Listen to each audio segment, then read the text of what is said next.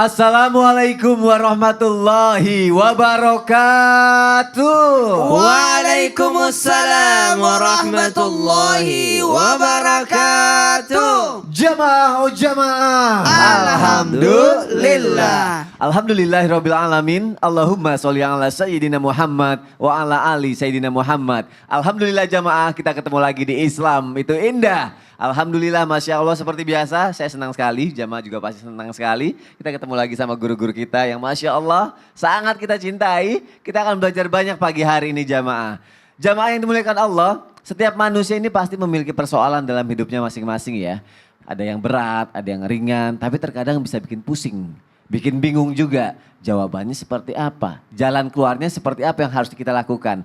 Ada yang bilang istikharah aja, ada jawabannya gitu kan. Soalnya dahsyat katanya. Wih, tahu nggak dahsyatnya istikharah seperti apa? Kalau ada yang belum tahu kita bahas aja pagi hari ini ya. Tema kita adalah rahasia kedahsyatan istikharah. Kira-kira apa aja nih kedahsyatannya nih? Karena biasanya kalau kita bingung dan khawatir istikharah. Nanti akan nemu jawabannya. Dan katanya juga nih, aku mau nanya sama Ustadz Maulana nih. Ada waktu yang tepat untuk kita sholat istikharah. Mungkin supaya cepat dikabulkan atau menemukan jawaban. Tapi ada juga katanya waktu yang nggak boleh untuk sholat istikharah. Mohon penjelasannya dong Ustadz Maulana. Masya Allah, tabarakallah, makasih banyak Mas Sony. Assalamualaikum warahmatullahi wabarakatuh. Waalaikumsalam warahmatullahi wabarakatuh. Jamaah. Iya. Oh jamaah. Iya. Alhamdulillah. Alhamdulillahirrahmanirrahim. Allahumma salli ala sayyidina Muhammad wa ala sayyidina Muhammad. Satu bentuk pujian dan rasa syukur kita karena di bulan suci Ramadan, bulan yang berkah, bulan yang mulia, bulan yang dimana kita memperbanyak amal ibadah. Bulan semua amal ibadah kita dilipat gandakan sampai 70 kali lipat. Jadi kalau kita ibadah sunnah bagaikan beribadah 70 kali sunnah atau senilai ibadah fardu di luar bulan suci Ramadan. Kalau kita beribadah satu ibadah fardu bagaikan 70 kali salat fardu di luar bulan suci Ramadan. Hatam Quran satu kali di bulan Ramadan bagaikan menghatamkan 70 kali Quran di luar bulan suci Ramadan. Wow! Tadi istikharah ya? Iya. Kapan ya istikharah itu bagusnya? Jawabannya kapan saja. Kapan saja. Kamu butuh istikharah, menentukan pilihan, ragu, mohon petunjuk, istikharah. Istikharah, ayo. Salat sunat istikharah 2 rakaat. Tapi pertanyaannya, ada enggak yang tidak boleh di waktu yang tidak boleh? Ya jelas ada lah. Janganlah kita salat istikharah di waktu yang terlarang. Kapan waktu terlarang itu? Sesudah subuh ketika matahari naik, terbit, waktunya mohon maaf sesudah salat subuh itu sampai syuruk ya. Nah, sampai syuruk. Syuruk itu 1 jam 20 menit. Apalagi yang kedua, waktu di mana ketika matahari pas tengah-tengah. Itu jangan. Jadi matahari naik, matahari pertengahan. Tidak pas tengah-tengah, tidak bayangan kita injek itu. Nah, pas bergeser baru bisa salat sunat. Kemudian yang ketiga, pada waktu matahari tenggelam. Sesudah asar sampai datangnya mega merah. Dalam hal ini paling bagus kalau mau salat sunat istikharah di malam hari. Kapan itu? Sepertiga malam pertama, sepertiga malam kedua, sepertiga malam ketiga. Sepertiga malam pertama yang mana? Antara jam 6 ke jam 10 malam. Itu sepertiga malam pertama. Sepertiga malam yang keberapa yang kedua? Yakni jam 10 ke jam 2. Itu sepertiga malam yang kedua.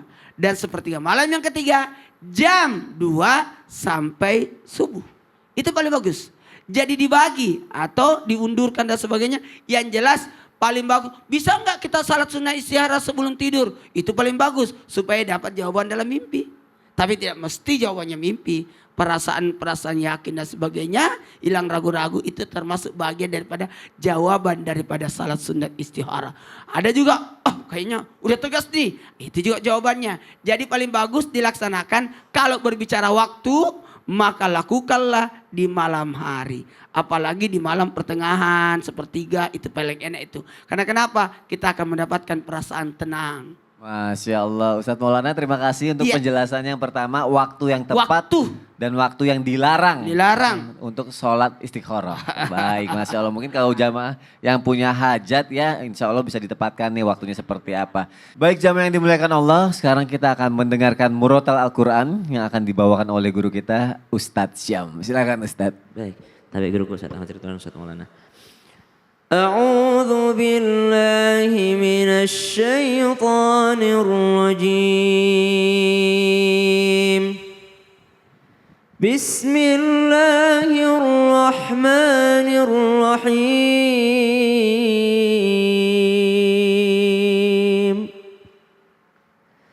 فاذكروني أذكركم واشكروا لي ولا تكفرون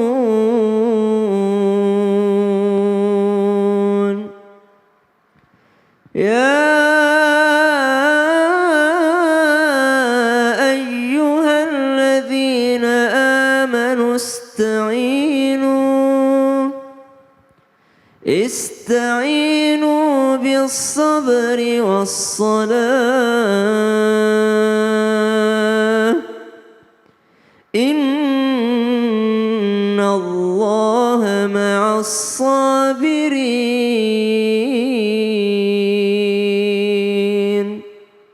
صدق الله العظيم.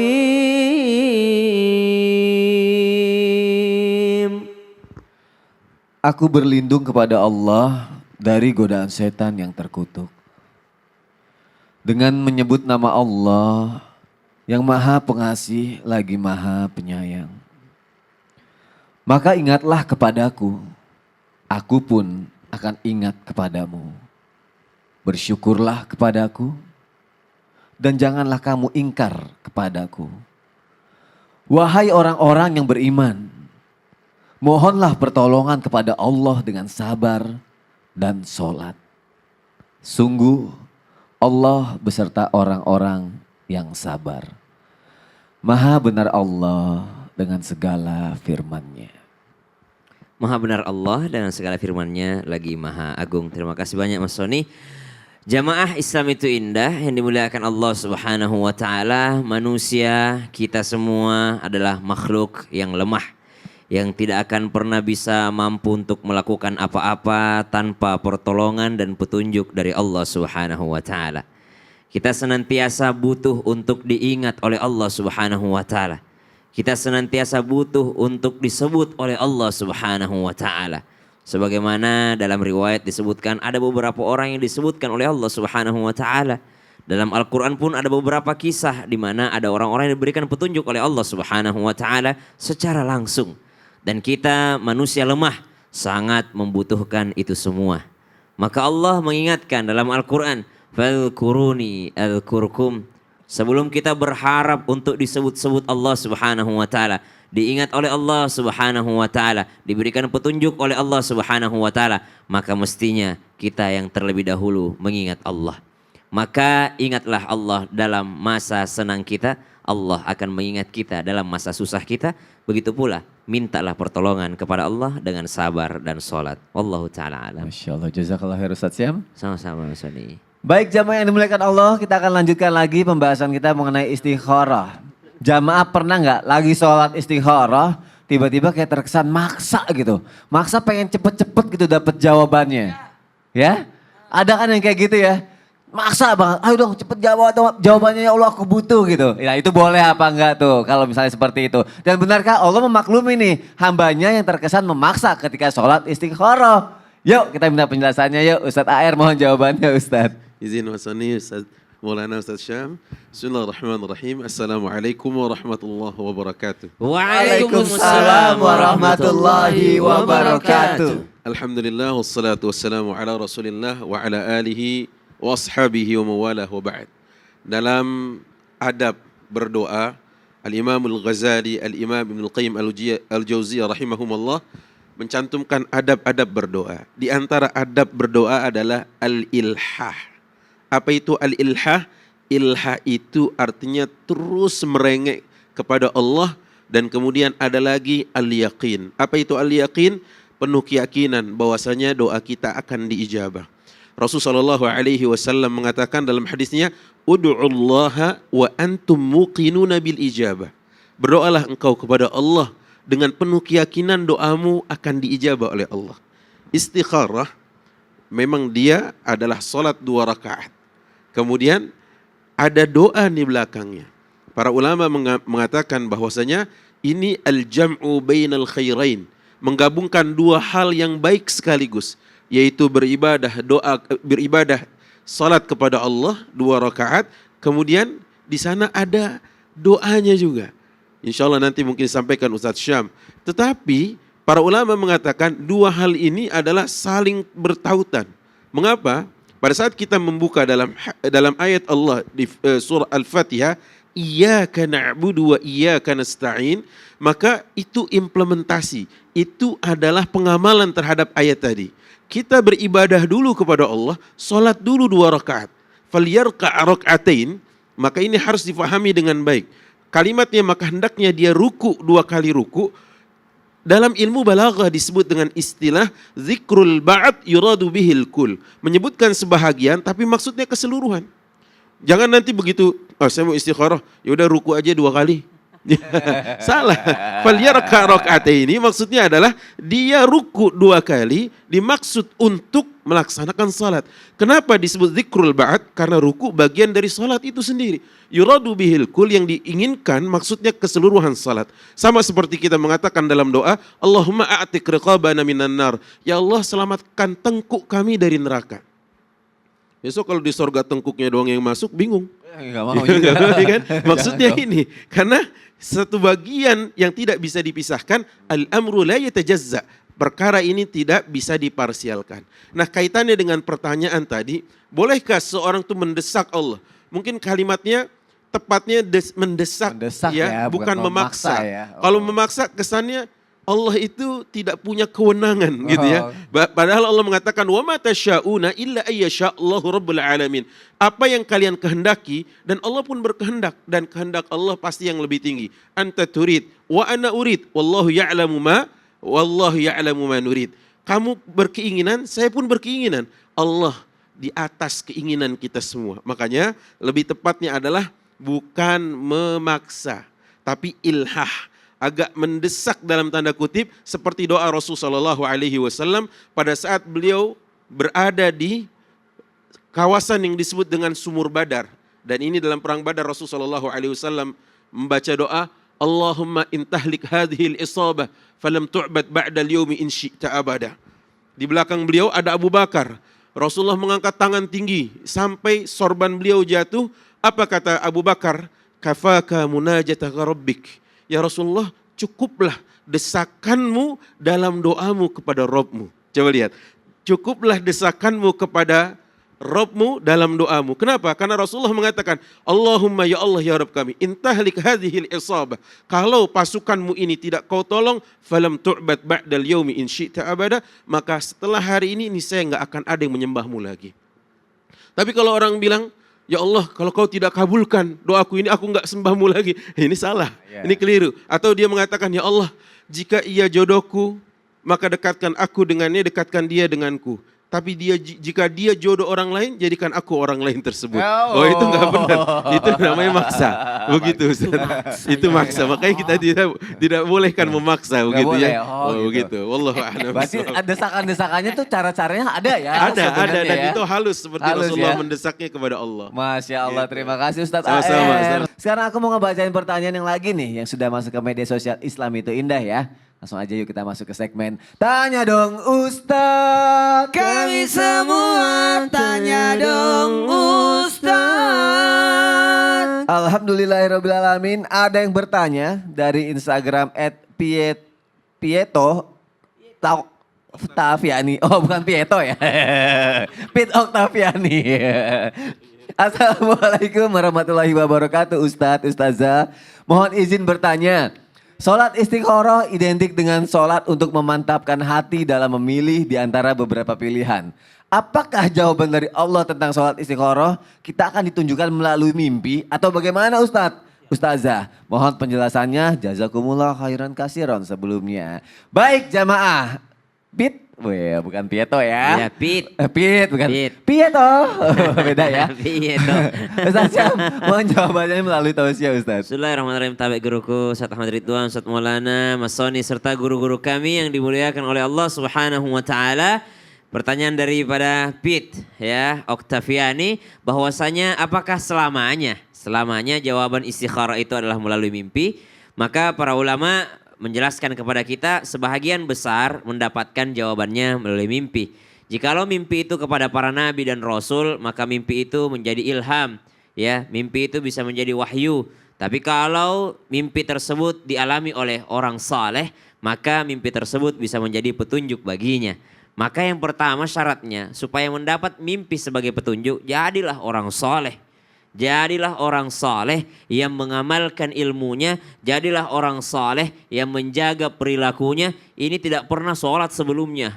Tiba-tiba mau nikah baru sholat 2 rakaat. Sholat sunnah lagi. Yang wajib dulu. Yang wajib dulu. Subuhnya dulu, zuhurnya dulu, asarnya, maghribnya, isyanya. Jangan tiba-tiba saya mau istikharah minta petunjuk. Jangan sebelum minta kepada Allah Subhanahu wa Ta'ala dikatakan tadi iyyaka na'budu wa iyyaka nasta'in. Maka kami menyembah hanya padamu. Sembah dulu Allah Subhanahu wa Ta'ala.